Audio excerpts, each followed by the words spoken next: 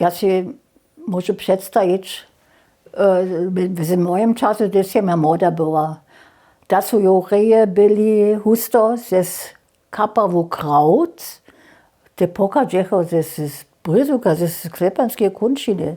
Tam si man první raz ten spiev Daj mi jen jajko slyšela, to su oni hrali a druge serbske štučky tež. A reje bychu tedy přece ze kapawu. A když je kermoša była, to může se doplnit.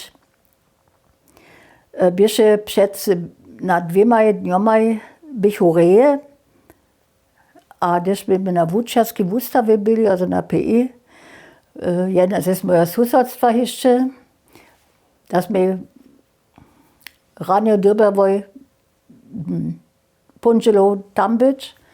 A po vúčbě jsme zase do Vochros jevoj na reje, dokud bych punželo tež reje. A přichodne ráno zas do Budešina, ale to by šlo jara napínace, to nisem hižo zabyła. Ale najskej byše to na rejči čas jako młodostni, z kapowu na rejach rejować w oprawdzie.